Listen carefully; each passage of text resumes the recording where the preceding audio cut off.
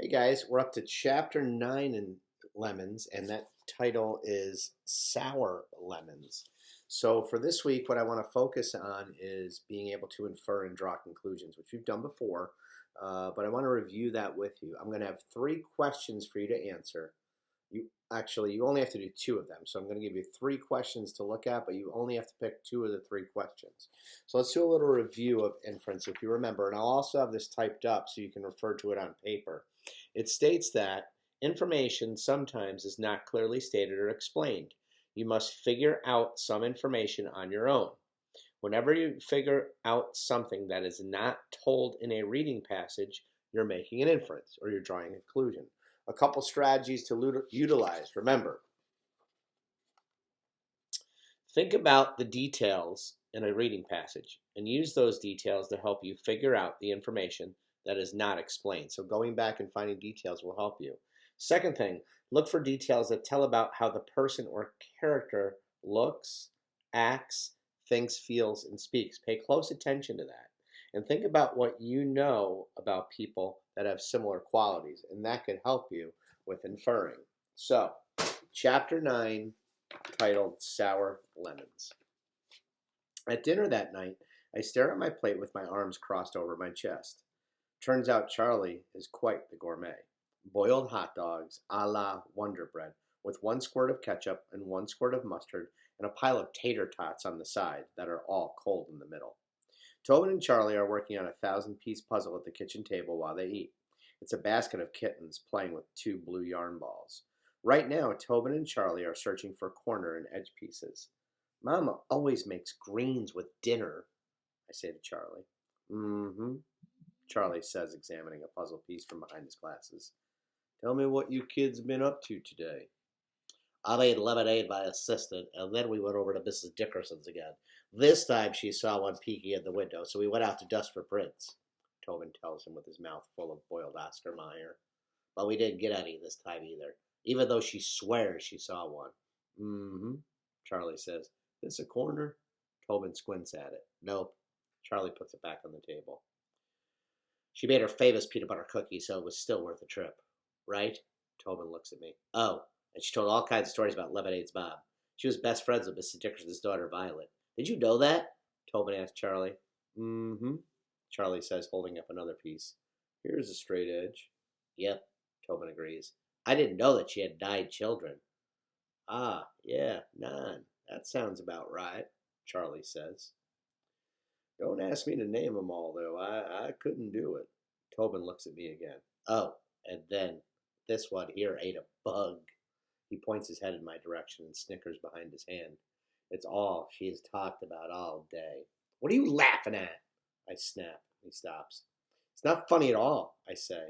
That thing might be laying eggs inside my stomach as we speak, and I could die any second from an insect-related scourge infesting my intestines. See what I made? Tobin says to Charlie. You can't die from swallowing a bug. Can you, Charlie? I already told her, but she doesn't believe me. I can't say I've ever heard of anyone perishing from swallowing a bug. Nope, Charlie says, examining another puzzle piece. I push my plate away and I stand up. Well, maybe you both don't know everything. Ever think of that? And I put my hands on my hips.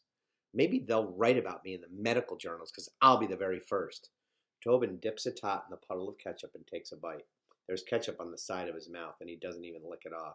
He's too busy examining me like I'm one of his stupid puzzle pieces, trying to figure out what shape I am and where I fit. You complain a lot, he says as he's chewing on his food. He can't be talking to me, not me. He thinks he knows exactly what shape I am, and he doesn't know anything. I'm not a corner or an edge piece. I'm me.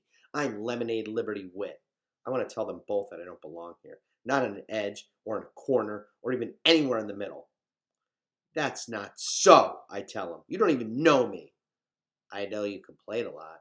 You better take that back, I warn him. Charlie, tell him to take it back. Charlie looks up and slowly removes his glasses, and he leans way back in his chair, and he begins to examine me just like Tobin. My mom always says I can take any lemons that life gives me and make lemonade. That's why she named me Lemonade, because that's what she does. And that's what I do too, I informed them both. I'm the spitting image of her. Mrs. Dickerson even said so. Well, you sure don't seem to be very good at it. Tobin pops another sloppy red tot into his mouth. I feel tears starting to prickle in my eyes. How would you know anyway? I've got millions of friends in the city, and they all know about me. Hey, Tobin turns to Charlie. Maybe that's why they call her Leb instead of lemonade, because the lemonade she makes isn't lemonade at all. It's all sour and tart, and instead of sugar, she adds a whole lot of belly aching. My eyes want to cry. My mouth wants to scream. My fists want to punch his stupid safari hat that's strapped under his chin. Well, you know what, Tobin Sky? I holler at him. You can just go suck a lemon. I turn and I stomp down the hall. Why in Sam Hill would I want to suck a lemon? Tobin says. Charlie takes a deep breath and sighs out real long like a deflated balloon. You gotta give her some time, I hear him say. She's had some really big lemons to deal with lately. Sometimes it takes a while to figure out just how to get the sweetest juice. They're bigger than you expect. Bigger than what's even fair. You of all people should understand that, my man. Are we still talking about the girl, or are we talking about the drink? Tobin asks. I grab the tarnished brass knob on the second door on the right, ready to give it a good loud slam when all the happy family pictures hanging on the wall of the hallway catch my eye. I see a mom, I see a dad, and I see a girl. One at the beach, another one skiing in the mountains, and even one on a ferry boat ride under the Golden Gate Bridge. There's a picture in a round frame of just the red-headed girl on a hill, sitting in a long green grass. She's squinting in the sun. She has a single red braid down her back, tied at the end with an orange and green crocheted yarn braid. Freckles are sprinkled across her face, her arms, and her legs. She's waving to the camera and smiling a big goofy grin. I lift the picture off the hook and I inspect it more closely. She's as bright as the sunshine washing over her. She's bubbling over and brimming with zest. She is lemonade, and I am too. The spitting image, Mrs. Dickerson even said so. Except that I don't feel sunny or bubbly or zesty inside. I feel like a volcano ready to spew lava in every single direction. There isn't anything lemonade about that. Maybe Tobin was right. Maybe I've forgotten how to be me. Maybe I'll never be me again. Maybe I won't ever even make lemonade for the rest of my life. I stare at that happy girl in the grass until all the tears fill my eyes and blur the pictures. End of chapter 9.